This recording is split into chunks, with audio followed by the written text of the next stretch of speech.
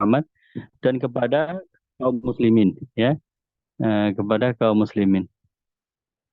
Jadi apa itu sifatnya? Sifatnya adalah rahim, maha apa? Saling berkasih sayang, ya. Menyayangi, ya. Rahim itu menyayangi. Kalau untuk Allah Taala berarti maha menyayangi, ya.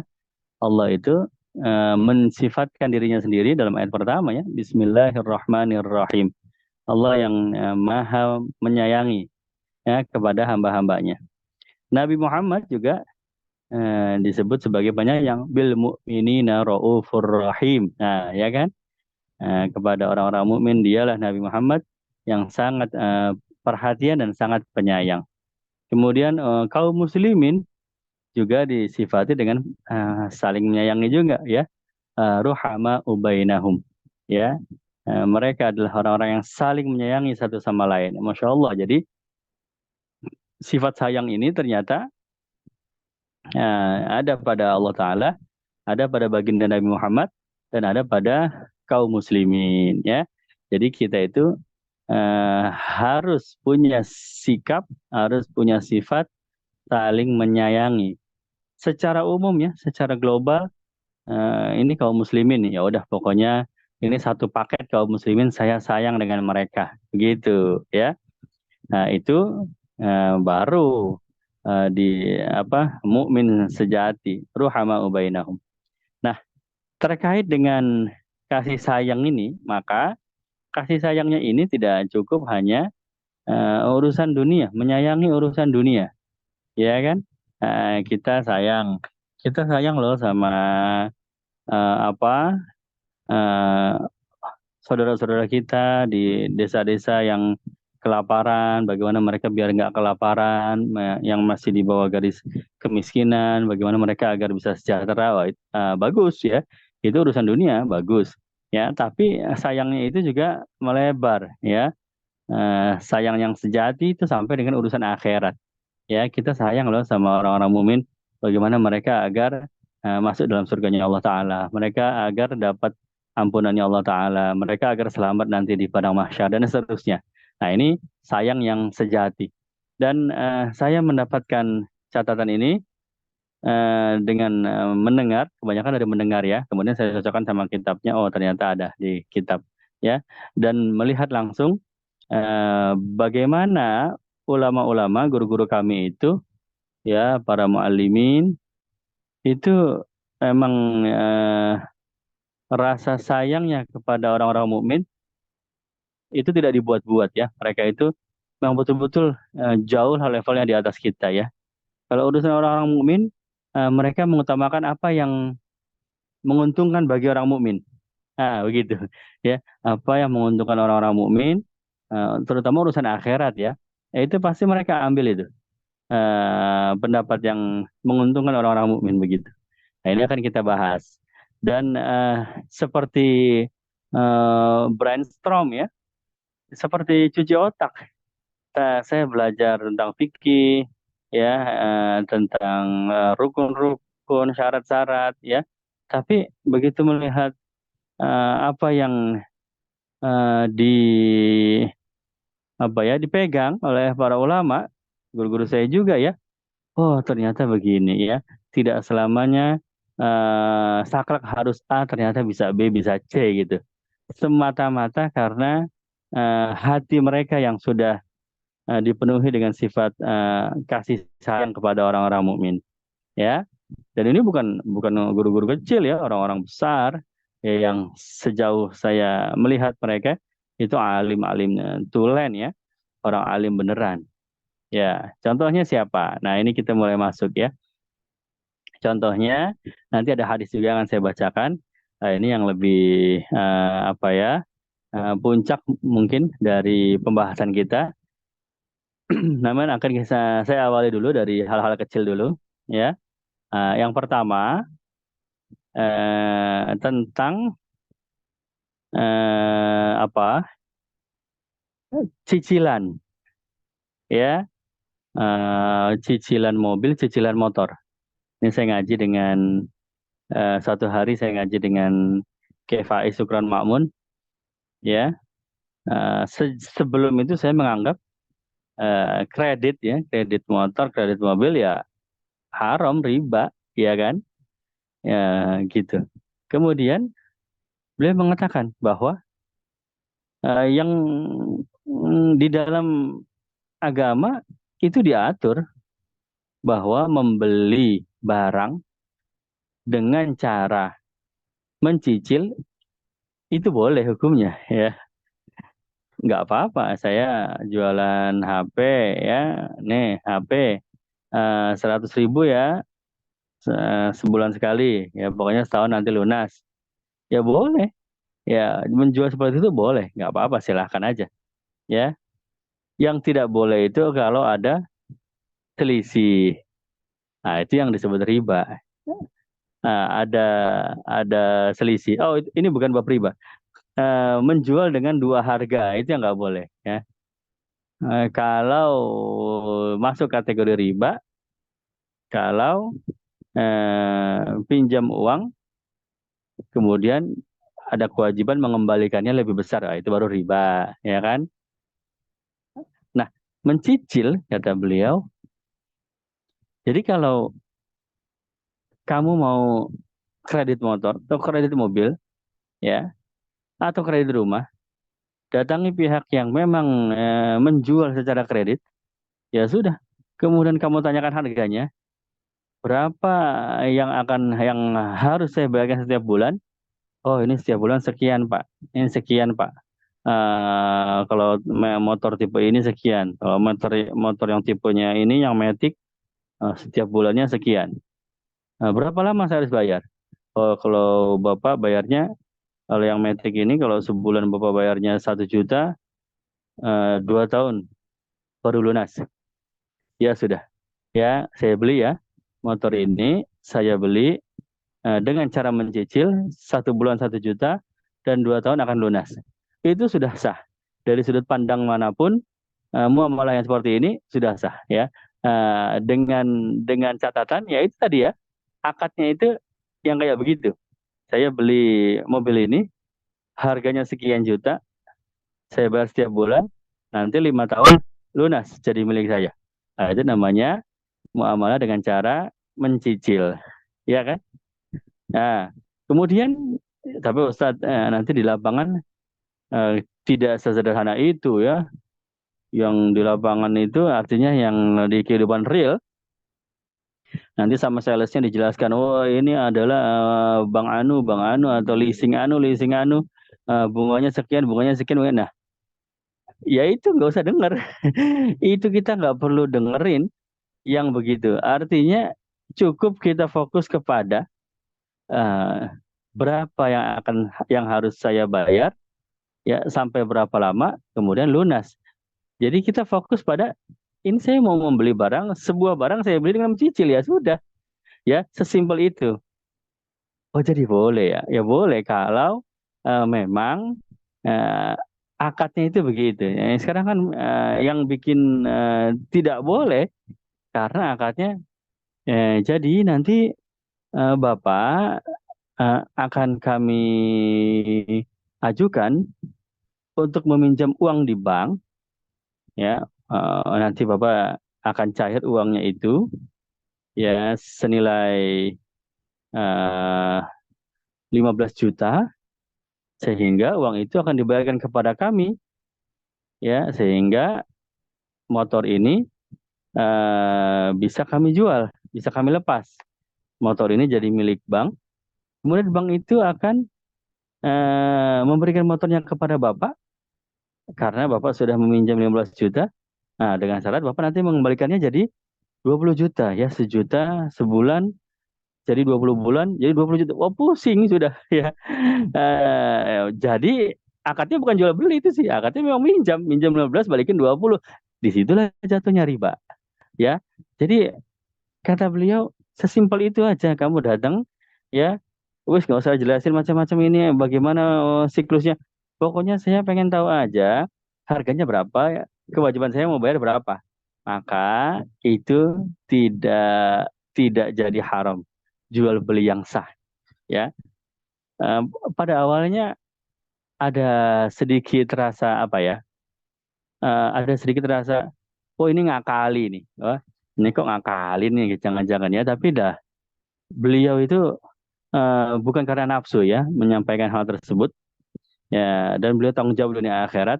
Ternyata semata-mata agar eh, eh, begitu banyaknya kaum muslimin yang masih kredit motor, kredit kendaraan, jangan sampai mereka jatuh dalam hukum riba gitu. Jadi pokoknya yang aman buat kaum muslimin lah, daripada nanti dianggap jadi haram, yang mendingan dianggap jadi halal, cariin solusinya begitu ya. Dan ini tidak ada hubungannya dengan bisnis. Beliau bukan berarti beliau punya punya eh, showroom mobil atau motor, nggak ada. Jadi semata-mata seperti itu. Kemudian lama-lama semakin menerima saya. Oh iya, apa yang menguntungkan bagi kaum muslimin, artinya keuntungan akhirat ya. Apa yang jadi aman buat kaum muslimin, itu pendapat yang dipegang oleh guru-guru saya ternyata. Ya, kemudian berikutnya, ya, ini alim besar ya, akabir ulama Kiai Haji Maimun Zubair ya, Allah yarham. Ini juga sama ya. Dalam bab fikih ya, munakahat. Dalam bab pernikahan, beliau itu salah satu penjelasannya, apabila wali nikah itu orangnya orang fasik ya, hukum pernikahannya adalah sah ya, tidak kenapa-napa ya. Oh ini awalnya bertolak belakang eh, dengan apa yang saya pelajari. Yang kita pelajari bagaimana rukun nikah ya. Ada apa? Ada wali, ada mahar, ada saksi, dua orang saksi ya. Kemudian ijab kabul dan seterusnya. Dan salah satu syarat wali tidak boleh orang fasik. Dan kalau walinya orang fasik, tidak sah pernikahannya. Oh itu maktub di kitab-kitab fikih ya begitu. Wali orang fasik ya tidak sah ya. Nah, kemudian lah kok ini jadi sah begitu ya. Kenapa begitu? Alasannya gampang ya, alasan yang global. Alasan global yang beliau sampaikan, ya kalau dianggap tidak sah, berapa juta pernikahan orang-orang muslim yang walinya masih fasik. Kalau dianggap gak sah, akhirnya jadi pada gak sah pernikahannya. Statusnya jadi zina, anaknya jadi anak yang tidak punya nasab. Kan begitu. Ya mendingan dianggap saja. Jadi kan eh, pernikahannya jadi sah, anaknya juga anak yang halal. Itu jawaban global. Ya, tapi jawaban ilmiahnya, nah, karena memang beliau punya dalil. Ya sama seperti tadi, kredit kendaraan bermotor nggak begitu aja sekonyong-konyong jadi sah, tetap ada syaratnya dan ada dalilnya. Bagaimana mengubah agar akadnya adalah akad membeli secara cicilan. Nah ini juga sama. Ya ketika pernikahan itu walinya orang fasik, kalau dalam aturan eh, Kementerian Agama Republik Indonesia ya, yang dipegang sama penghulu dari KUA yang resmi. KUA itu penghulu itu mesti akan menuntun wali yang mau nikah dengan calon pengantin prianya, sebelum mereka ijab dan kabul, mereka akan dituntun sama wali. Ayo, saya juga sering ya, mungkin Bapak Ibu juga sering di sini. Sebelum akad, mereka akan dituntun dulu. Ayo Bapak, ayo Pak, ayo kamu juga nanti ya ikutin ya saya ya. Asyhadu an la ilaha illallah ya. Asyhadu an la ilaha illallah. Wa asyhadu anna Muhammadar Rasulullah. Wa asyhadu anna Muhammadar Rasulullah. Astagfirullahaladzim. Astagfirullahaladzim ya. Begitu. Dia kan yang disindir sama almarhum Kiai Haji Zainuddin MZ ya. Kiai Haji Zainuddin MZ itu dulu kalau ceramah, salah satu bahan guyonan beliau, orang orang Islam syahadatnya cuma pas akad nikah doang. Ya. Karena orang Islam nggak pernah sholat, tapi begitu nikah mau nggak mau sudah syahadat, dituntun syahadat bolak-balik nggak kena lafaznya asyhadu asyhadu ya. Itu Zainuddin MZ ya, Allah yarham. Ah, kembali lagi ke cerita dalam aturan yang resmi dan hampir semua penghulu mengerjakannya, wali wali perempuan maupun si mempelai laki-laki yang akan ijab dan kabul itu dituntun bersyahadat, dituntun beristighfar, baru kemudian ijab dan kabul. Nah, di detik tersebut terbuka kemungkinan yang sangat besar Allah terima syahadatnya, Allah terima istighfarnya, diampuni. Kalau diampuni, berarti status fasiknya hilang, ya karena orang bertobat seperti orang yang tidak punya dosa. Kalau status fasiknya hilang, ya sudah sah pernikahannya. Ya, memang betul eh, akad nikah dari wali yang fasik tidak sah. Cuma itu ada peluang dia hilang, terhapus status fasiknya karena dia istighfar, syahadat dan istighfar sebelum akad itu. Nah, kita husnuzon aja itu diterima oleh Allah. Allah Maha penerima taubat. Ya, daripada kita tidak husnuzon, daripada yang kita ambil, oh nggak semudah itu Ustaz, istighfar kok segampang itu ya, nggak semudah itu ya. Pokoknya tetap mereka fasik mah fasik ya udah. Ya, akhirnya jadi berapa banyak pernikahan yang tidak sah ya. Jadi daripada dianggap tidak sah, mendingan dianggap sah karena memang ada alasan ilmiah yang masih bisa membantu logika tersebut. Wah, Masya Allah. Ini juga menjadi apa ya? Menjadi renungan bagi saya yang sangat besar. Ya Allah, ternyata ulama itu kaliber-kaliber ya papan atas itu mengutamakan kemaslahatan kaum muslimin di akhirat ya. Ini kan urusan akhirat urusannya ya. Ini bukan bukan bukan dia pribadi. Ini tidak terjadi sama dia, tidak terjadi sama rumah tangganya dia, terjadinya sama orang gitu. Tapi dipilihnya pendapat yang eh, selamat, bikin selamat buat orang lain itu, masya Allah luar biasa itu. Nah itu salah satu contohnya itu. Jadi ruhama ubainahum, saling berkasih sayang ya.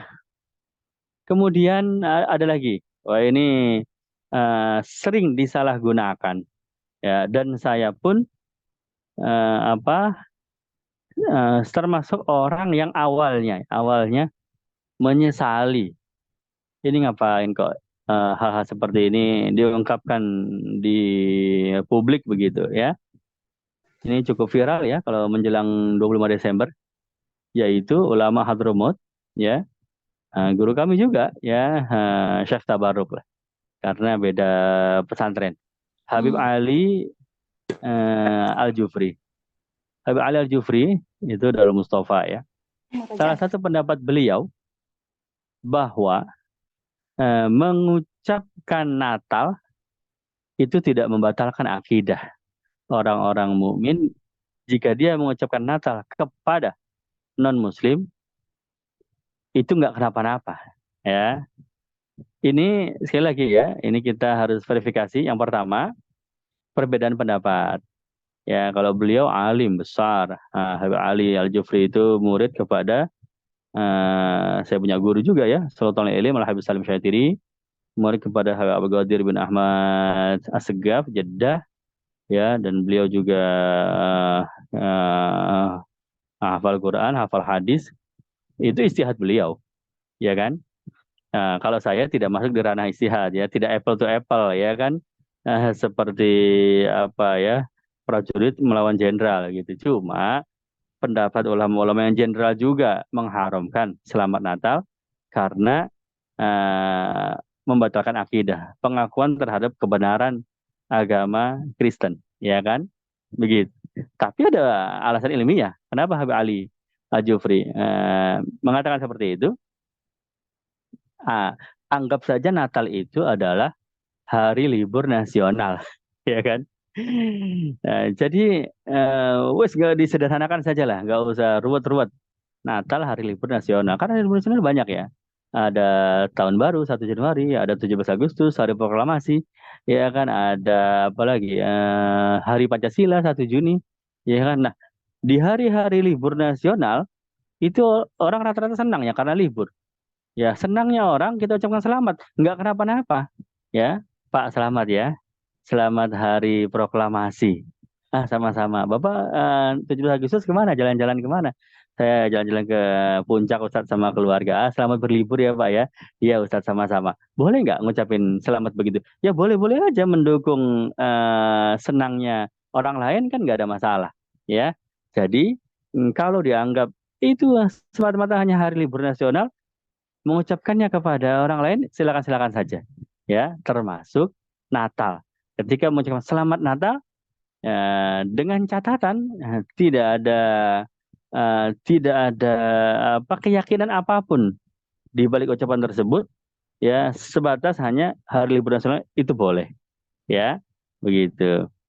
Pendapat ini saya nggak pakai ya karena banyak eh, orang-orang alim yang pendapatnya juga saya nggak pakai karena terlalu berat, ya. Guru saya sendiri, Allah yarham al-alim al-alama al-habib Muhammad bin Alwi al-Hamid, itu salah satu guru yang pendapatnya itu levelnya level paling tinggi lah, ya. Salah satunya kalau suara perempuan itu aurat, ya beliau itu yang pakai itu pendapatnya. Dan saya nggak pakai. Kalau saya pakai nggak ngomong sama perempuan saya sampai sekarang. Ya itu artinya murid dengan guru itu boleh tetap punya irtibat, punya ikatan seperti murid dan guru, walaupun beberapa pendapatnya tidak kita amalkan ya, karena kita belum sampai pada sampai pada level tersebut begitu. Tapi kita hormati dan kita muliakan ya. Kemudian ada lagi pendapatnya Muallim Zayadi Muhajir. Allah yarham. Ulama Betawi ini, Tulen ini, wah top, udah ulama top. Ya, itu yang menyebutkan sholat Jumat kalau di satu negeri, di satu kampung, berarti kalau di Indonesia satu kelurahan ya, satu kelurahan atau satu desa. Sholat Jumat dilaksanakan di beberapa tempat, maka tidak sah, ya, karena harus satu tempat seperti zaman Rasulullah. Rasulullah sholat Jumatnya satu desa, satu kampung, satu tempat, ya kan. Di Madinah ya satu. Di kaum yang lain, di kabilah lain ada sholat Jumat satu lagi, jadi satu tempat satu. Lalu bagaimana biar tetap sah? Kalau di Indonesia kan satu kelurahan, wah banyak sudah ya, satu desa, ya banyak, maksudnya ada tiga, ada empat, Jumatan semua kan. Maka setelah sholat Jumat, sholat lagi, zuhur 4 rakaat. Ya, sehingga menghilangkan syak, was-was, ketika sholat Jumat itu tidak sah, sudah ada sholat zuhurnya gitu. Itu seumur hidup, mualim itu, habis sholat Jumat, sholat zuhur lagi. Dan itu jamaahnya juga ikut ya. Jadi kalau Bapak Ibu sekalian menemukan, di Indonesia masih banyak. Ya, terakhir saya dengar di daerah Kalibata juga masih ada. Jadi ulama-ulama dulu ya yang ambil pendapat fikih yang seperti itu, ya boleh, silakan ya. Nah, kita nggak ikut karena level kita belum nyampe gitu ke sana gitu. Ya wis kita yang ini aja lah, yang standar-standar aja lah ya. Dan pendapat itu tidak salah. Ya. Kita hormati dan kita muliakan. Apalagi guru sendiri ya kan. Begitu ada sholat Jumat, ada sholat Jumat, sholat zuhur lagi, wajib itu antik ya. Kemudian kita kembali ke tadi ya. Jadi selamat Natal. Enggak, kalau saya tetap ya ketika orang mengucapkan Natal ada pengakuan bahwa Yesus Kristus itu adalah Tuhan. Ketika ada pengakuan tersebut berarti dia menyetujui adanya Tuhan selain Allah. Ya nggak boleh dong, ya kan? Tapi kalau alasannya yang tadi disebutkan Habib Ali itu benar. Tidak semua orang kan mengucapkan selamat Natal itu berarti diiringi pengakuan bahwa ada Tuhan selain Allah, kan nggak semua orang begitu ya. Anggap saja orang itu memang semata-mata karena ini libur, karena ini mereka sedang berkumpul sama keluarga, sedang senang, ini libur nasional, ya. Mereka ucapkan selamat, ya selamat selamat libur lah atau selamat kumpul keluarga lah. Intinya kan begitu. Ya itu baru diperbolehkan. Nah, kenapa Habib Ali Al-Jufri itu alim alamah tulen itu menyampaikan pendapat seperti ini? Itu dalam hatinya ada kasih sayang kepada kaum muslimin. Saya yakin ya, 99% lah. Habib Ali sendiri nggak ngucapin selamat Natal kalau ketemu orang non-Muslim. Saya yakin itu. Tapi dia nyampaikan itu karena begitu banyaknya orang-orang mukmin yang masih mengucapkan gitu. Iya kan? Nah kalau dianggap haram atau dianggap batal akidah, maka batal semua akidahnya tuh orang-orang mukmin yang itu, yang ngucapin ya kan? Nah, dari saking beratnya, ya Allah, jangan sampai mereka itu jatuh kepada hal yang demikian. Oh, ternyata memang ada alasan ilmiah, artinya ada dalil, ya sudah ambil dalil tersebut, gitu ya. Jadi bagi yang sudah terlanjur ya mengucapkan selamat Natal ya karena tradisinya seperti itu, ya sudah, ini ada pendapat. Tapi masalahnya ini kasus yang berbeda. Ini dijadikan hujah bagi orang-orang liberal ya, orang-orang yang mengatakan semua agama sama. Nah, ini yang nggak beres. Seolah-olah Habib Ali Al-Jufri itu juga adalah liberal juga, padahal bukan liberal, bukan sekuler dia, murni Islam tulen Ahlus Sunnah wal Jamaah ya. Tapi hanya karena dia ada rasa menyayangi kepada kaum muslimin dalam hatinya. Jadi dia menyampaikan seperti itu. Loh kasihan loh, nanti orang-orang yang cuma selamat Natal mereka jadi batal semua akidahnya. Ya, padahal masih ada celah untuk kita ambil dalil yang tidak batal dengan cara yang seperti itu ya. Jadi ada syarat dan ketentuan berlaku. Gitu ya, subhanallah. Gitu. Jadi itu alasan-alasannya. Ya. Nah, terakhir ini. Jadi intinya apa ya? Saya akan bacakan hadis ya. Jadi intinya apa yang sudah saya paparkan ini? Tidak semua hukum itu bisa diakali ya. Oh, udah halal jadi haram, haram jadi halal. Udah nggak apa-apa. Ini kan demi menyayangi kaum muslimin. Ya nggak begitu juga ya. Oh, orang-orang yang meninggalkan sholat nggak apa-apa, anggap aja dia. Oh ya nggak begitu juga. Nggak boleh. Harus ada dalil ya. Nah, meskipun itu dalilnya lemah, pendapat yang lemah, tapi memang ada pendapat ulamanya. Nah, itu yang kita pakai untuk menghujah kepada orang-orang mukmin.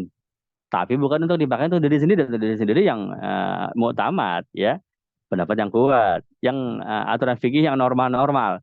Cuma ketika kita memandang orang-orang mukmin, karena sayangnya kita, ya kita turunin grade-nya, levelnya. Ada kok tetap pendapat yang membolehkan kayak gitu. Ah, saya ambil yang itu aja deh untuk orang-orang mukmin. Oh, hati kita jadi tenang, setenang-tenangnya ya. Enggak suuzon, enggak dikit-dikit, oh itu salah. Enggak dikit-dikit, oh itu orang-orang mukmin neraka semua kayaknya itu orang-orang muslim tuh.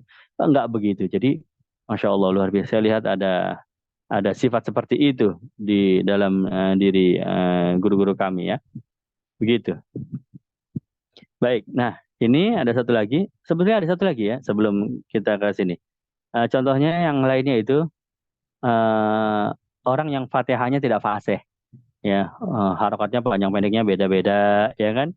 Atau huruf bo jadi huruf dal, huruf vo jadi huruf dal ya, atau dan lain sebagainya. Fatihah itu kan rukun sholat ya. Jadi kalau tidak fasih tidak sah.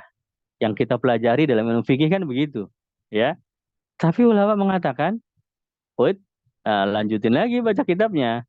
Ya, bagaimana hukumnya orang yang baru masuk Islam atau mualaf, ya orang yang belum sempat belajar, ya tetap aja dia kena kewajiban sholat ya, kena kewajiban sholat. Tapi dia tidak hafal Fatihah.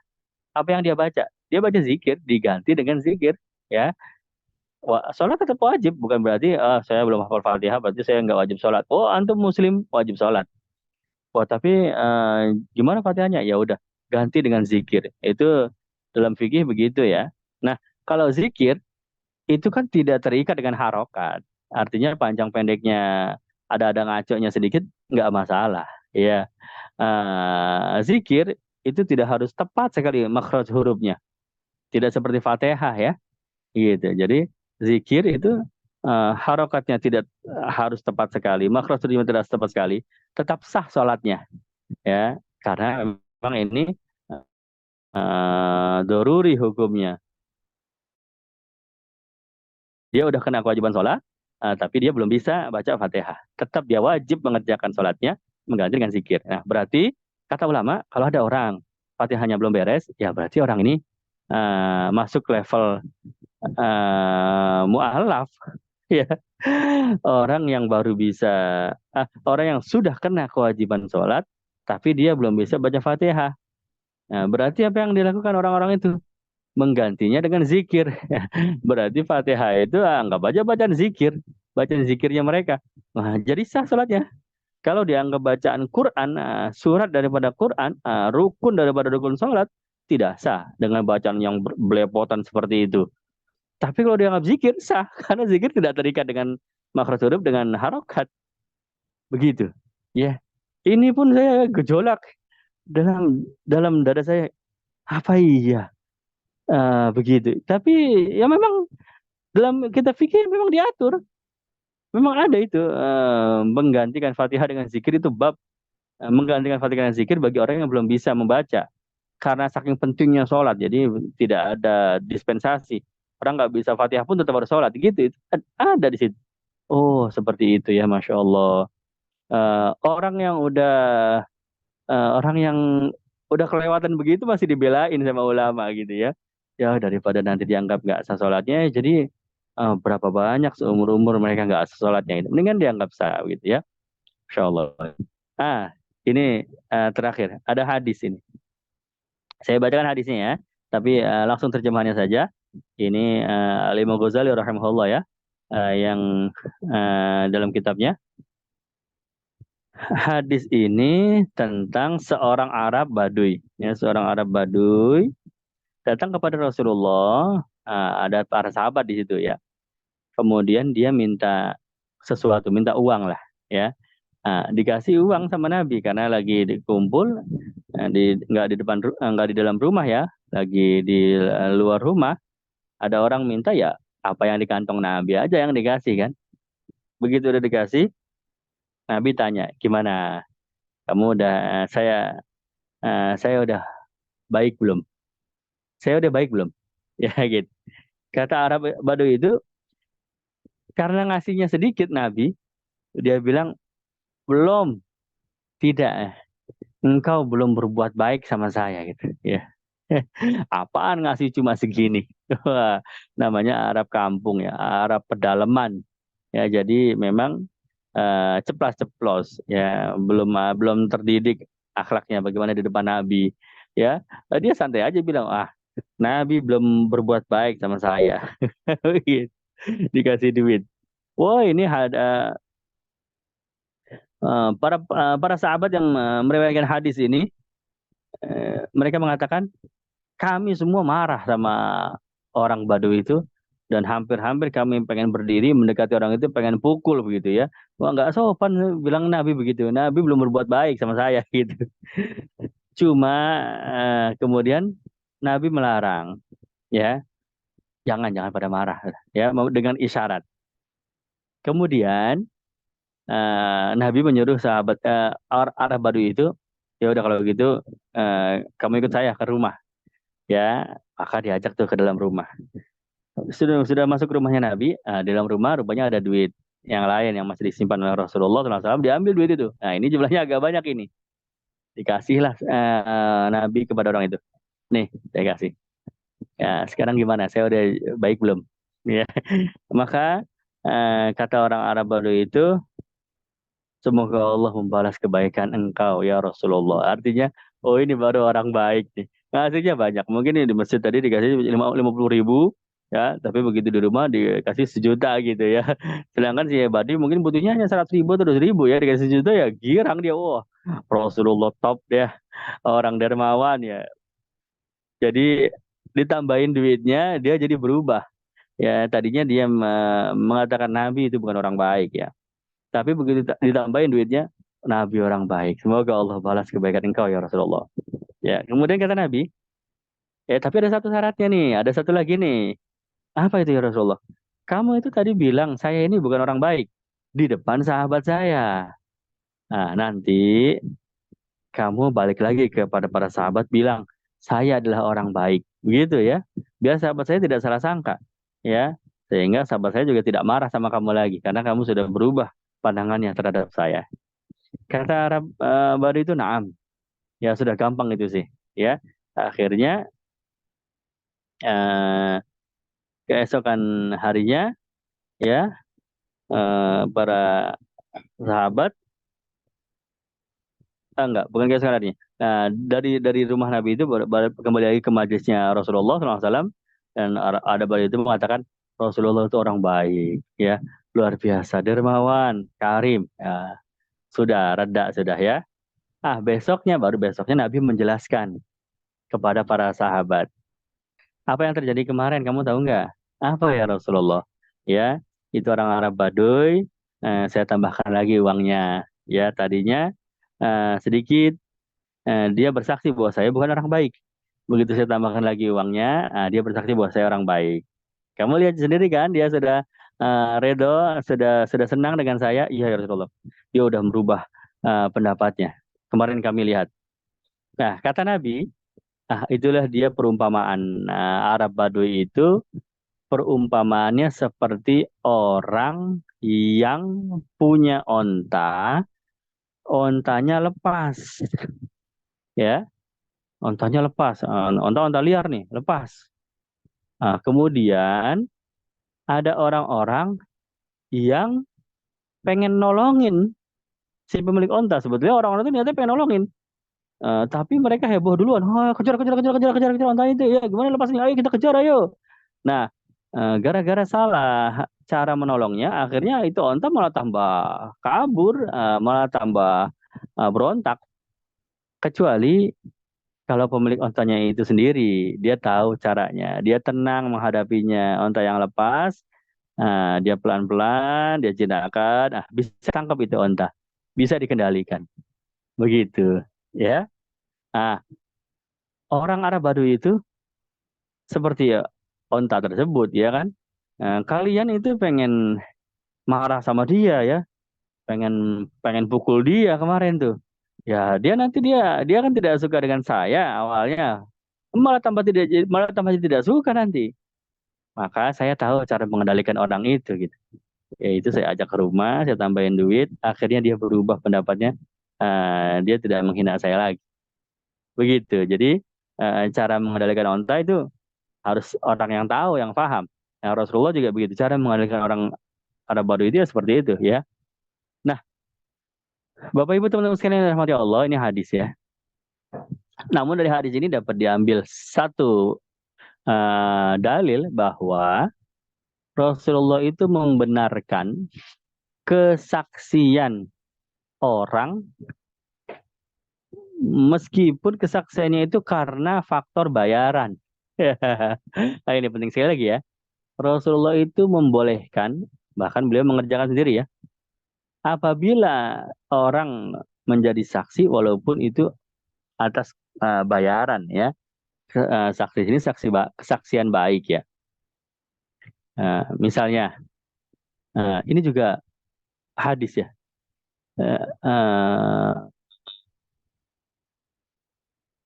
iya hadis ya. Saya lupa ini. Hadis atau cerita ulama ya. Walhasil ini ada kisahnya ini benar ini. Ya nanti saya carikan lagi ya. Jadi ada orang hidupnya ini diketahui oleh masyarakat dia ini orang nggak baik lah. Ya. Artinya suka bikin onar, suka bikin rusuh. Satu hari dia sakit keras. Wah, dia sudah mulai menyadari, wah, saya bisa meninggal dunia ini kalau begini caranya, ya.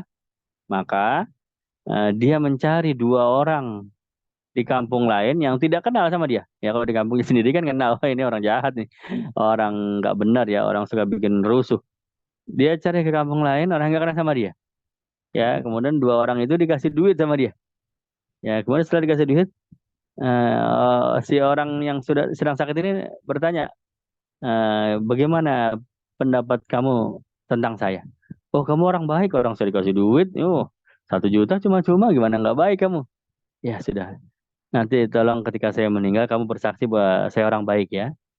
Kepada orang yang satu lagi juga begitu sama. Ya, jadi dua orang ini akhirnya begitu si orang yang sakit ini akhirnya meninggal beneran. Orang-orang kampungnya nggak ada yang bersaksi bahwa dia orang baik. Tapi dua orang ini yang sudah dibayar, dia datang ke jenazah, dia orang baik ya. Dia orang baik benar. Orang saya bersaksi dia ini orang baik. Dua orang itu. Dan ternyata orang yang meninggal ini dimasukkan surga oleh Allah Taala karena eh, ada orang yang bersaksi bahwa dia orang baik. Ya kan? Allah bagaimana persaksian manusia kepada kita ya. Kalau orang-orang kebanyakan menganggap bersaksi bahwa kita ini orang baik ya sudah. Allah mengikuti persaksian manusia. Kalau orang-orang kebanyakan menganggap kita ini orang jahat ya sudah Allah ikutin persaksian manusia. Begitu ya. Ini dari kisah ini kesaksian orang itu kan karena uang, karena dibayar. Ya, tapi nggak kenapa-napa. Di balik itu ada alasan. Kenapa sih orang sakit ini mengerjakan? Karena dia takut dengan azab Allah, takut dengan nerakanya Allah. Dia merasa amalnya tidak ada, sedikit bekalnya ke alam akhirat sedikit. Nah, tapi dia ingat pesan Nabi bahwa kesaksian manusia di dunia itu yang akan dijadikan sandaran vonis Allah kepada dia gitu ya. Kalau orang banyak yang bersaksi kita ini orang baik ya sudah Allah nggak menginterogasi lagi ini orang masukkan kelompok orang baik karena orang-orang yang lain mengatakan dia itu orang baik begitu ya. Jadi alasan-alasan ketakutan kepada alam akhirat itulah yang diambil patokan bahwa dia kelompok orang-orang baik gitu. Jadi intinya adalah kesaksian seseorang meskipun dengan bayaran itu dibenarkan ya, tidak menjadi apa ya suap. Uang suap ya, ini uang suap ini berarti nih tolong ya kamu bersaksi bahwa saya ini orang baik, nanti kalau saya meninggal nih saya kasih duit. Oh nggak mau, ini uang suap ini berarti ini ya, saya nggak mau terima uang suap ya, yang menyuap dengan yang disuap dua-duanya di neraka ya. Gitu ternyata nggak begitu ya. Atau Rasulullah juga SAW Arab Baduy, ketika orang Arab Baduy itu ditambahin lagi duitnya sama Nabi. Nah sekarang gimana, saya ini bukan saya enggak orang baik ya Rasulullah lah, itu nggak dianggap suap juga kan, padahal kan memberikan uang dan penilaiannya berubah karena ada uang tersebut, ya kan? Tapi memang ada alasan logis ya sekali lagi ya. Alasannya itu yang harus kita teliti. Ada nggak alasan?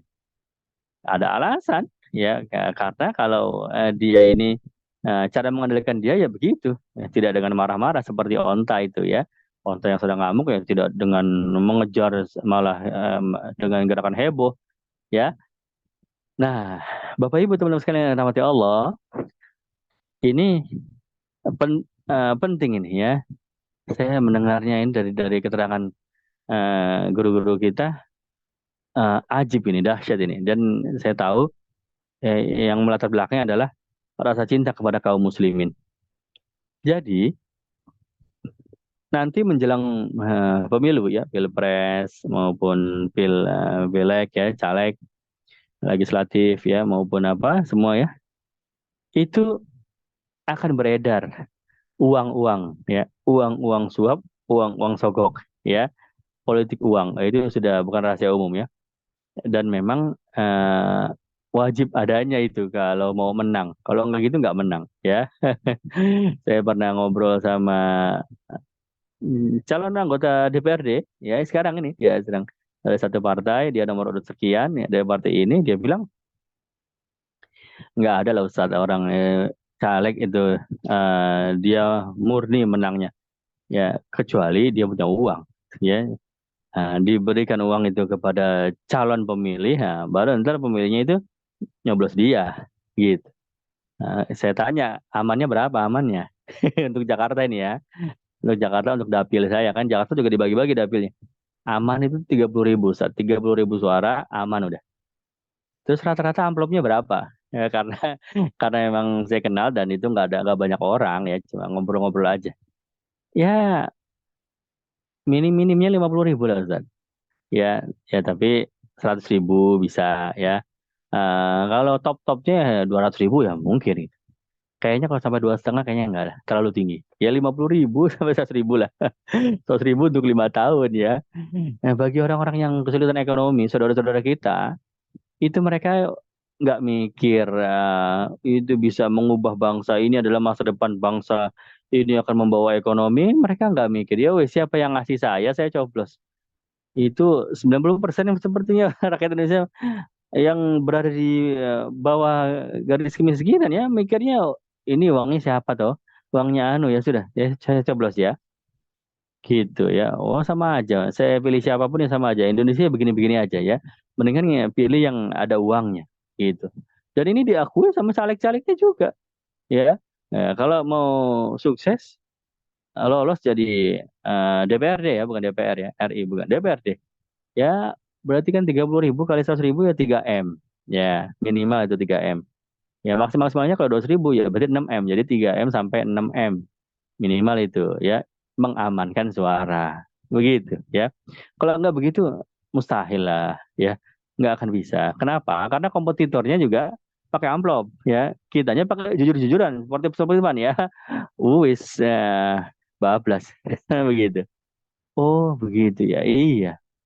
Ada lagi saya ngobrol lagi, ini orang yang berbeda tapi sama caleg juga ya, dia dari partai yang jujur, dia juga amanah, jujur, bersih. Memang seperti itu saat kondisinya. Saya juga maju mundur ini mau jadi caleg. Kenapa? Karena ya kalau nggak ada uang yang turun, saya nggak dipilih, gitu ya. Ya, sedangkan kompetitor ya orang-orang lain ya uang juga, gitu. Oh begitu, iya. Jadi mau nggak mau sudah orang-orang caleg-caleg yang jujur pun, yang insya Allah dia amanah, tidak korupsi, tetap ketika proses pemilunya untuk meraih hati calon pemilih ya tetap harus ada uangnya atau kalau nggak uang ya bentuknya ya sembako lah, minyak goreng atau apa macam-macam lah, iya kan begitu. Nah, kemudian mereka bersaing dengan siapa? Dengan caleg-caleg yang jahat ya, yang korup, yang jahat. Oh itu luar biasa deh kalau saya dengar cerita-cerita eh, kawan-kawan saya yang memang berada di lingkungan circle-nya seperti itu. Wah itu Ustaz parah Ustaz. Kalau sudah di orang-orang kayak begitu ya, ya, orang yang anggota-anggota DPR, DPRD ya, yang memang membela kepentingan rakyat, itu suaranya seblok nggak bisa mereka memperjuangkan nasib rakyat itu. Bahkan mereka disindir ya sama mereka yang apa kursinya menang, yang kursinya banyak. Mereka disindir, udah kamu itu kursinya sedikit, nggak usah belagu-belaguan belain rakyat ya. Nanti ada waktunya kamu belain rakyat, kalau kamu bisa ngalahin kursi kami. Disindir begitu ya. Ya itu bahasa ini bahasa yang diperhalus ya. Ya aslinya itu lebih kasar lagi ngomongnya. Tapi itu real, nyata ya. Bahkan ada yang mengatakan saya pernah ceramah di luar kota ya, luar kota, drivernya itu kenal sama seorang anggota DPR atau DPRD saya lupa ya. Yang jelas dia itu didatangi oleh beberapa rakyatnya, sowan, Pak, Bapak kan ini sudah di DPR ya atau di DPRD, tolonglah perjuangkan rakyat. Dia bilang apa? Loh, kan saya sudah bayar kamu ya, jadi sudah jual putus ya kan. Jadi artinya ini sudah dibayar, ya sudah nggak ada kewajiban saya memperjuangkan kamu lagi begitu. Karena sudah dibayar waktu pemilihan itu ya, Masya Allah. Jadi yang jahat itu ya banyak ya, yang jujur ya banyak, yang jahat juga banyak. Yang namanya manusia kan, gitu. Nggak semuanya jahat, nggak. Kita husnuzon. Di DPR itu yang jujur banyak ya. Saya punya teman di Hadramaut, itu ayahnya anggota DPR, oh, sudah meninggal ya Allah yarham ya. Itu alim ayahnya, hafal hadis. 1.000 hadis lebih hafal ya. Hafal Quran, mendirikan pesantren ya. Meninggal dunia santrinya banyak ribuan, yang salat jenazahnya banyak, orang jujur. Ya alim wa alama. Anak-anaknya disekolahkan ke Hadramaut, yaitu salah satunya anaknya satu angkatan dengan saya ya. Masya Allah. Jadi ya, anggota DPR yang seperti ya ada ya. Atau yang saya ceritakan itu Ustazah Yoyo Yusro, itu ustazah yang rendah hati, tawadu, luar biasa. Anggota DPR, ya dia bikin yayasan, dia bikin pendidikan Islam, ya luar biasa. Atau zaman-zaman dulu Ki Haji Idham Khalid, anggota DPR, matinya miskin, ya banyak ini. Anggota DPR tapi mati dalam keadaan nggak punya duit itu. Kan aneh ya, duitnya kemana? Kan banyak penghasilannya. Ya duitnya berputar lagi kepada orang-orang yang tidak mampu, masya Allah. Jadi orang jujur itu banyak di DPR. tapi orang yang jahat juga banyak, ya kan? Masalahnya eh, orang jujur tidak bisa berkompetisi menjadi apa memenangkan suara kalau mereka juga tidak menggunakan uang, politik uang, ya. Maka bagaimana hukumnya? Begitu, ya kan?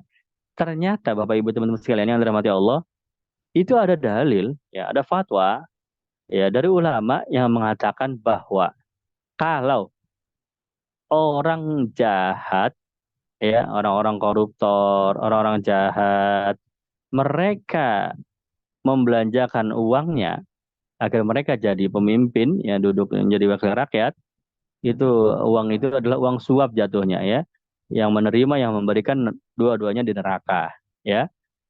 Dan pada kondisi seperti itu, orang-orang mukmin yang jujur juga wajib berjihad dengan hartanya agar orang-orang jujur itu yang nanti yang jadi pemimpin yang duduk di kursi parlemen. Jangan orang-orang yang jahat, yang koruptor. Jadi wajib juga mereka berjuang dengan hartanya. Dan itu jatuhnya bukan uang suap, melainkan uang sedekah. Ya, kenapa? Karena mencegah orang zolim yang duduk di kursi kepemimpinan. Masya Allah. Itu fatwa ulama loh. Jadi bukan berarti orang mukmin dia punya duit, tapi dia nggak mau politik uang. Saya nggak mau Ustaz. Nanti ini jadi uang suap. Ya, nanti saya neraka. Loh, kalau memang nggak ada duitnya, mampu, belanjakan.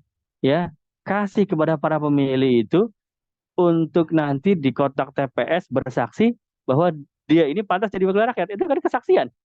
Ya, nah, akhirnya mereka melakukan kesaksian itu. Kenapa? Karena ada duitnya. Itu dulu pernah dilakukan Rasulullah sama si Arab Badui itu, ya. Orang Arab Badui mengubah kesaksiannya, Rasulullah itu orang baik gara-gara dikasih duit. Lah apa bedanya dengan caleg ini? Asal dia jujur, ya, bersih, amanah, dia duduk di kursi, memang memang ingin menyelamatkan bangsa dan negara, umat, bukan bukan mau menumpuk kekayaan, ya. Nah, di awal eh, dia belanjakan hartanya untuk hal yang demikian, itu hukumnya boleh, ya. Oh, ini Masya Allah, ini brainstorming banget ini bagi saya ini. Tadinya saya menganggap ya udah yang begitu sih politik uang ya haram lah, jangan diterima lah, haram hukumnya, ya. Tapi Bapak Ibu sekalian, kalau kita mengambil pendapat yang haram, ya padahal memang dalilnya kuat, ya, hadisnya ada, fatwa ulamanya ada, ya, tapi kita tetap menganggap kekeh lah, menganggap itu haram.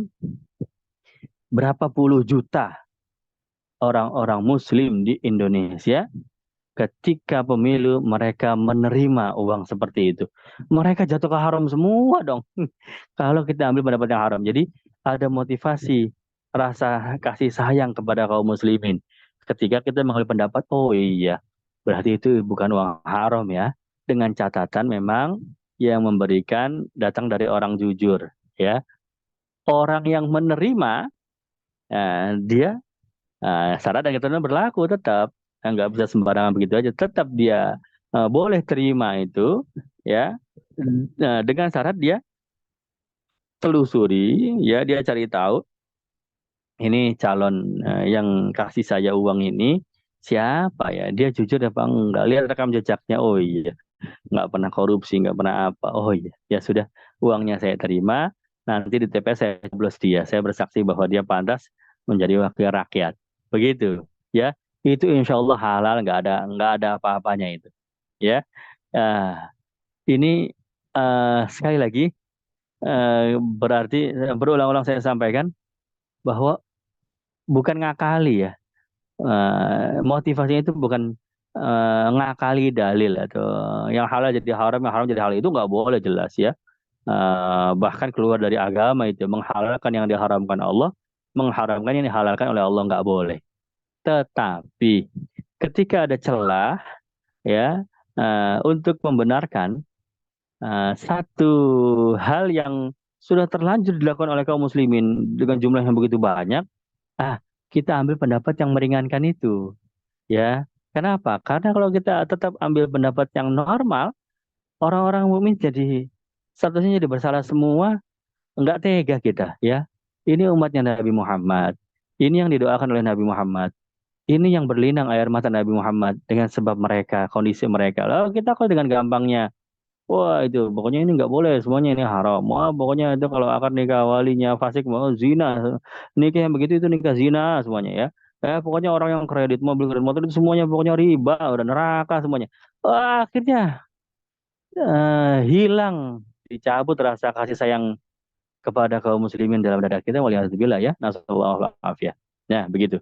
Itu beberapa contoh yang saya pelajari ya, yang saya dengar dari ulama ya. Kalau hal-hal lain saya nggak dengar dari ulama, saya nggak berani ngomong ya. Nah, contohnya apa? Eh, ada yang mengatakan bunga bank itu bukan riba. Oh, Allah alam bisawab. Saya angkat tangan, nggak berani ngomong, nggak berani menjawab, takut salah ya. Ya, karena yang ngomong itu ulama atau bukan? Ya, apple to apple dong ya.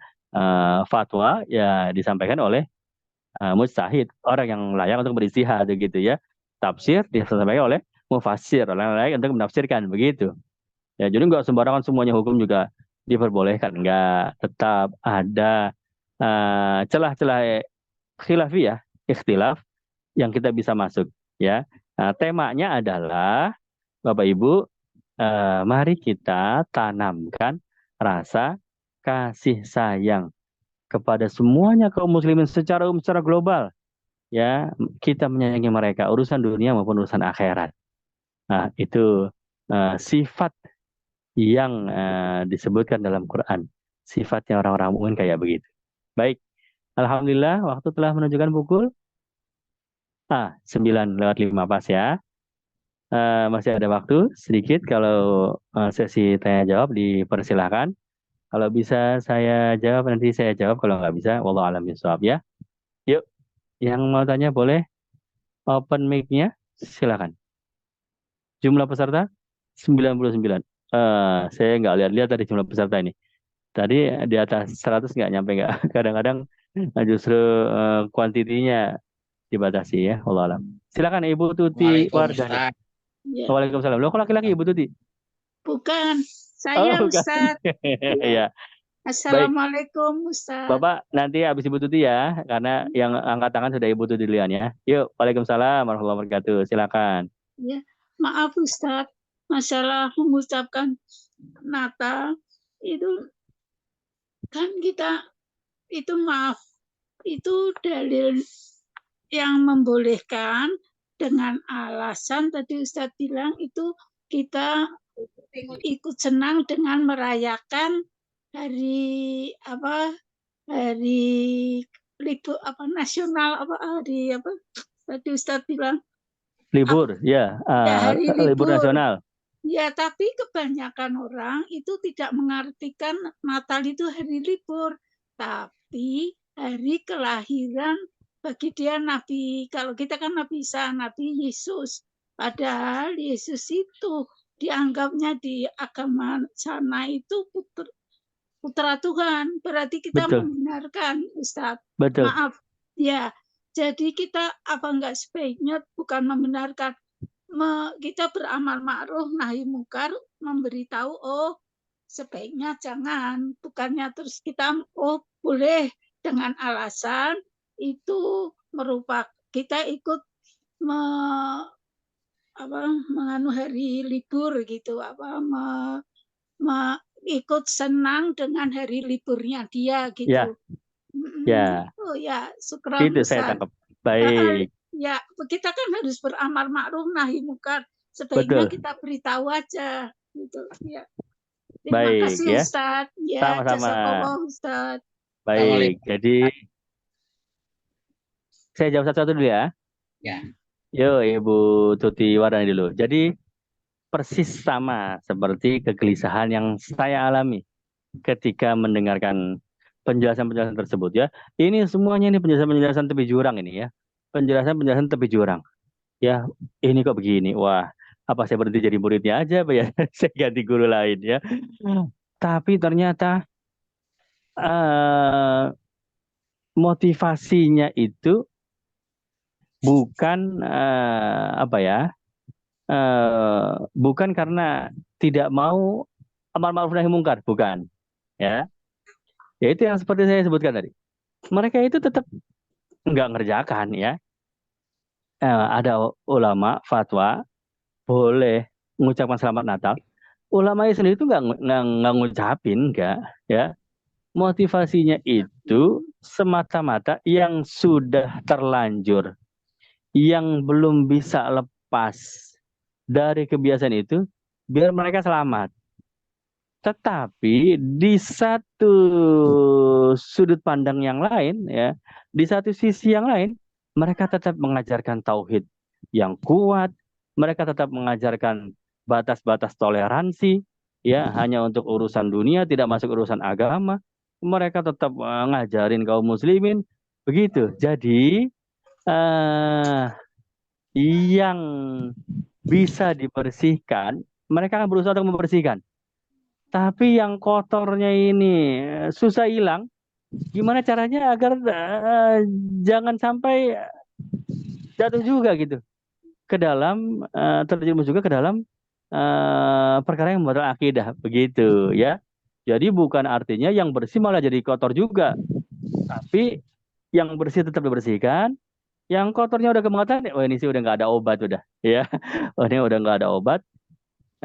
Ya sudah, kita ambil pendapat yang paling ringan di antara istihad tersebut.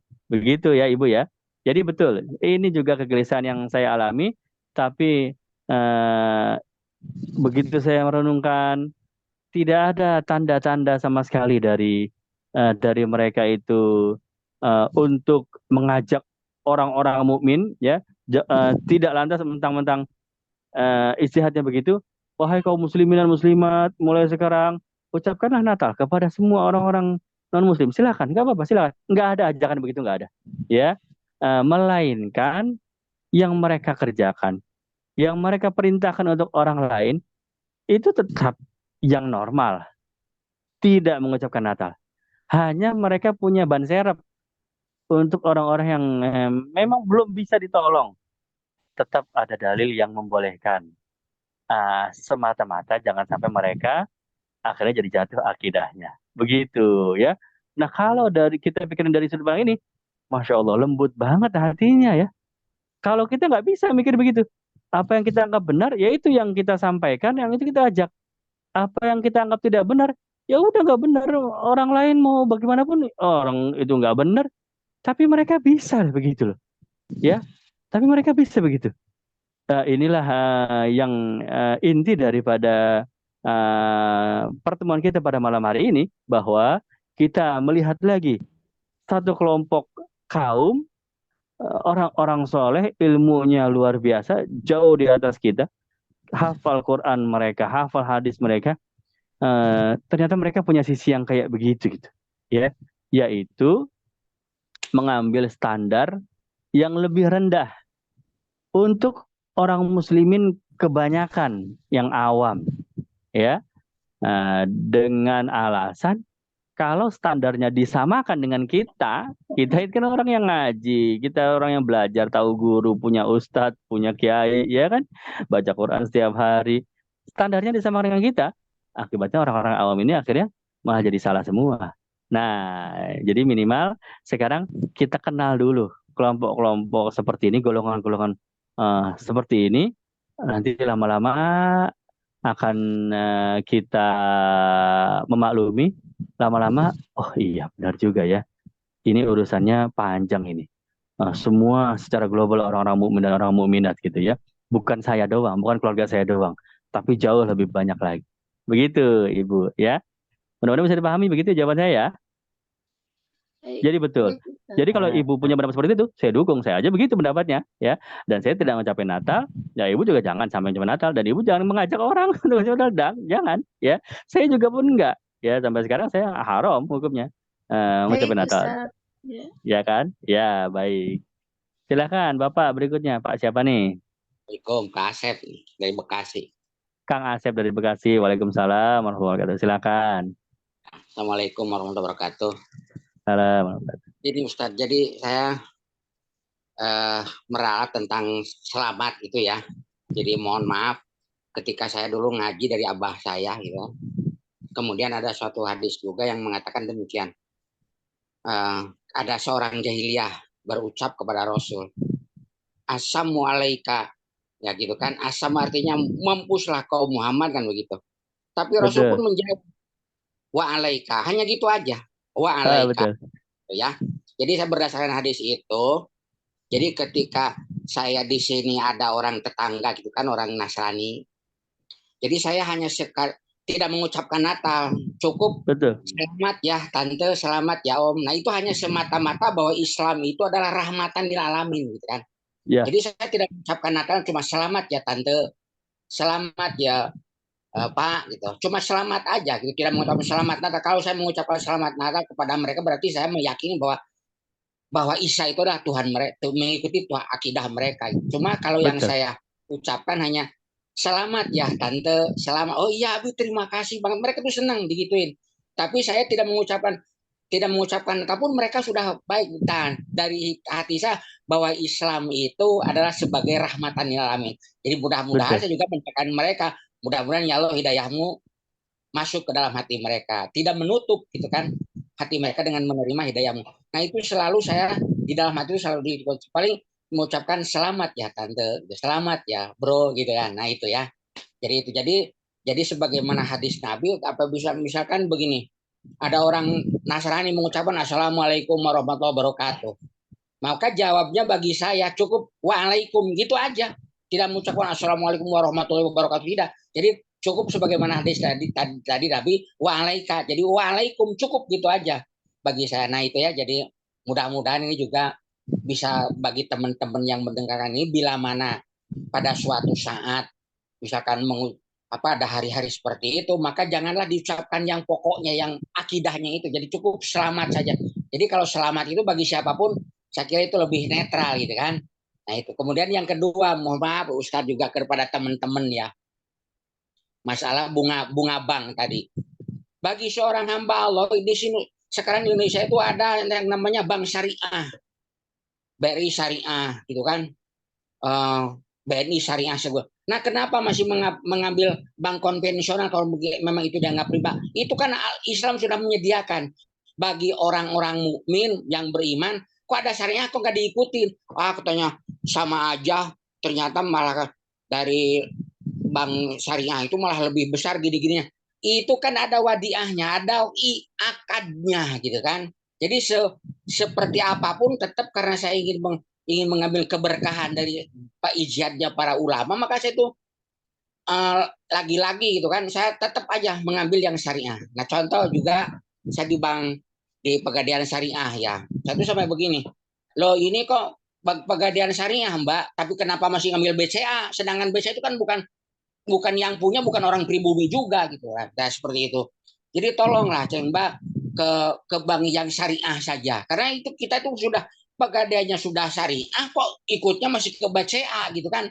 Sedangkan BCA itu punya orang siapa? Orang-orang kafir kan seperti itu.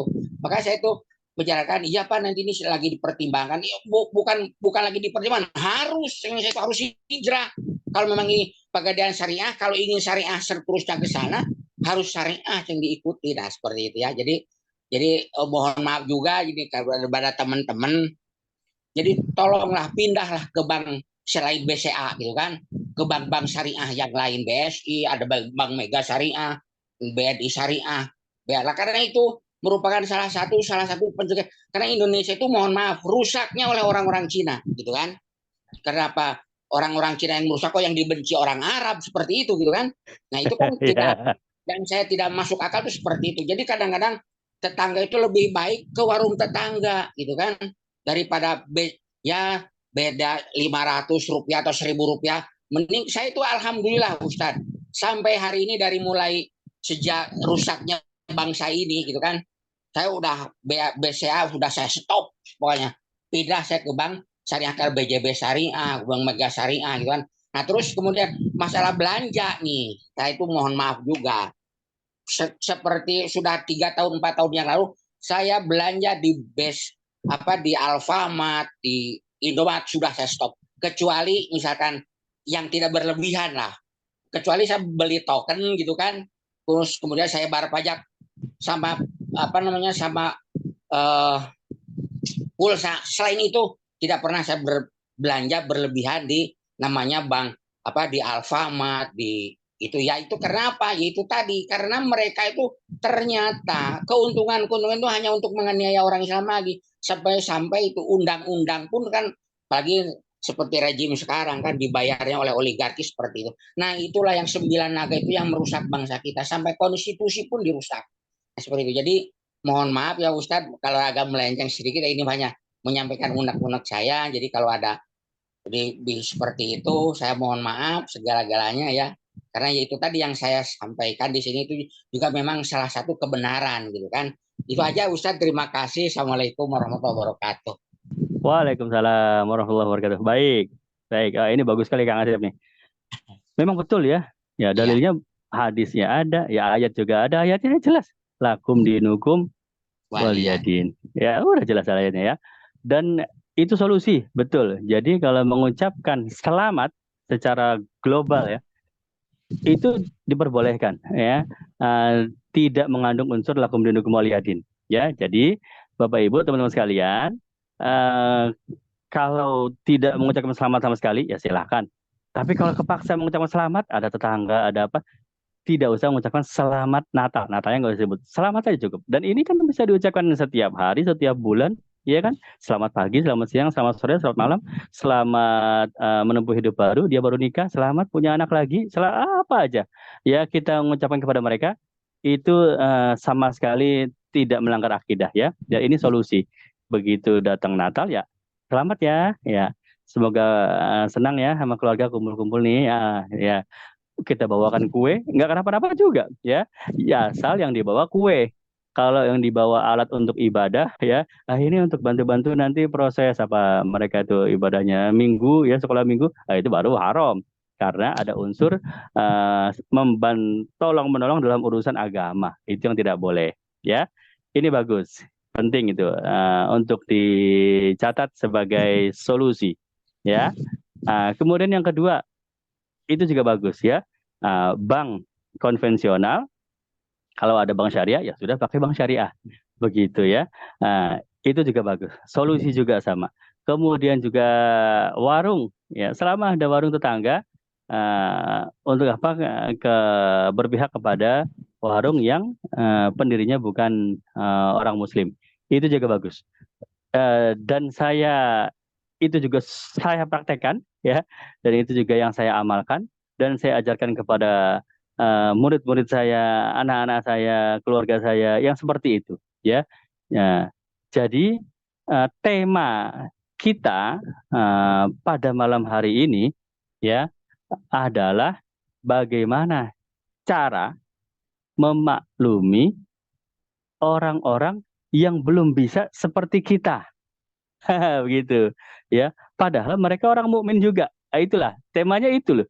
Ah, dan kemudian saya sampaikan semua runutan-runutannya begitu. Eh, untuk kita menjadi tahu bahwa kita itu masih belum ada apa-apanya dalam urusan memaklumi, menyayangi yang sebenarnya kepada kaum muslimin. Gitu. Kalau melihat amaliyah mereka, loh sekali ber apa Kiai Maimun Zubair kan tentu nggak bisa lah, nggak level lah kita lah sama jauh lah, begitu. Sekali ber kiai-kiai seperti itu kan nggak bisa lah, ya. Nah, jadi tema malam hari ini adalah kita melihat atau belajar bagaimana caranya memaklumi orang-orang mukmin, mereka muslim loh ya. Tapi secara umum mereka belum bisa seperti kita gitu. Ya, kita sih udah alhamdulillah hijrahnya sudah tulen ya. Ngucapin selamat Natal kita sudah bersih alhamdulillah ya. Puluhan tahun nggak pernah melakukan itu alhamdulillah. Bank konvensional alhamdulillah kita nggak punya bank syariah ya. Kalaupun ada rekening bank konvensional ya sebatas cuma urusan jadi kantor pos doang, lalu lintas uang, nggak pernah kita simpan, nggak pernah kita ambil bunga, nggak pernah kita pinjam uang juga. Alhamdulillah kalau sudah begitu, ya. Ah, ada sisi lain yang kita tidak tahu bahwa orang-orang mukmin masih banyak yang tidak seperti kita, menyikapinya bagaimana. Begitu. Ya, sudah. Ternyata, oh, malam ini kita dapat satu pelajaran baru lagi. Oh, iya ya. Ternyata begitu. Ya wis. Eh, diendapkan dulu. Ya. Sama, saya juga seperti itu. Tidak langsung saya telan bulat-bulat. Saya endapkan dulu. Saya timbang-timbang dulu. Ini apa iya? Apa iya? Apa iya? Ya. Sampai pada satu titik, ini ada orang sebanyak ini, ya, yang masih apa menerima amplop ketika pemilu. Apa mereka mau dianggap semuanya makan uang suap? Wah, rasa-rasanya ada satu kezoliman prasangka kepada kaum muslimin. Ya, oh ternyata emang mendingan kita anggap itu bukan uang suap, ya, karena eh, dalil-dalilnya seperti tadi sudah saya sampaikan, ya. Begitu pula kita ini sudah bersih. Kita hanya membeli motor atau mobil secara cash, ya. Rumah pun saya beli alhamdulillah cash juga, renovasinya juga cash, ya. Tapi Mbok ya, ketika kita melihat lagi puluhan juta saudara-saudara kita orang-orang muslim, ya, masih banyak yang seperti itu, ya. Kalau mau kita anggap riba semua, ya neraka semua. Ada satu sisi, kok kayak zolim banget kita ya memvonis saudara sendiri gitu loh.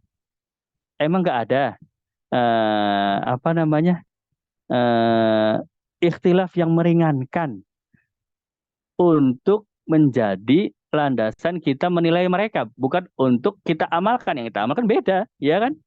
Ada mazhab di dunia ini, Maliki, Syafi'i, Hambali, Hanafi, itu semuanya kan benar, tapi kan kita nggak amalkan semua. Yang kita amalkan beda. Cukup Syafi'i. Tapi Maliki ya benar, di Maroko, ya kan, ya Islam Afrika sana, Mauritania Maliki. Hanafi di Pakistan, mereka Hanafi. Hambali juga di Saudi, negara-negara Timur Tengah, Hambali. Iya kan? Eh, ketika melihat ada istihad lain untuk menilai orang lain, wah, nggak salah orang-orang Maliki. Ya, bahkan gurunya Imam Syafi'i. Ya, cuman bukan berarti kita amalkan. Kita mengamalkan tetap Syafi'i. Begitu, ya. Ini juga sama nih, yang saya runut ini beberapa hukum tadi. Oh iya, untuk menilai orang lain, gitu. Tapi untuk kita sendiri yang normal lah. Nah, begitu ya. Ini mudah-mudahan dapat diterima. Kalaupun tidak juga nggak apa-apa. Berarti tulen, berarti bagus. Apa pendirian Bapak Ibu semua. Ini hanya tetap ada 1001 cara bagaimana agar di dalam hati kita tetap kita punya rasa kasih sayang yang begitu besar kepada kaum muslimin secara global, secara umum, ya. Begitu. Baik, alhamdulillah waktu telah menunjukkan pukul sudah 9:30 ya. Kita undur diri dulu, ya. Mudah-mudahan ada tambahan pengetahuan, ada tambahan perbendaharaan ilmu yang kita dapatkan pada malam hari ini. Allah berikan manfaat untuk kita semua. Kita tutup dengan doa penutup majelis, ya. Subhanakallahumma bihamdika asyhadu an la ilaha illa anta astaghfiruka wa atubu ilaik. Terima kasih Bapak Ibu semua. Masih ada berapa ini? 82 yang bergabung sampai akhir. Terima kasih. Sampai ketemu pada Zoom pekan depan. Bila taufiq wal hidayah. Assalamualaikum warahmatullahi wabarakatuh. Warahmatullahi wabarakatuh. Waalaikumsalam warahmatullahi wabarakatuh. Alhamdulillah. Gimana cara ngeliat video ini? Sini geser ya. Terima kasih Pak Dadang Sopyan, Ibu Maisaro, Ibu Nini Herawati, Pak Dadang juga ya, Dadang 1 dan Dadang 2. Ha. Terima kasih Ibu Ustaz. Susi Agustina, Ibu Lelawati, Ibu Robiatul Adawiyah, ya, Ibu Suaibatul Aslamiyah. Ya Allah bagus namanya. Mas Agus Purnomo, terima kasih semuanya ya. Yuk kita pamit ya, kita keluar sama-sama. 3, 2, 1. Alhamdulillah.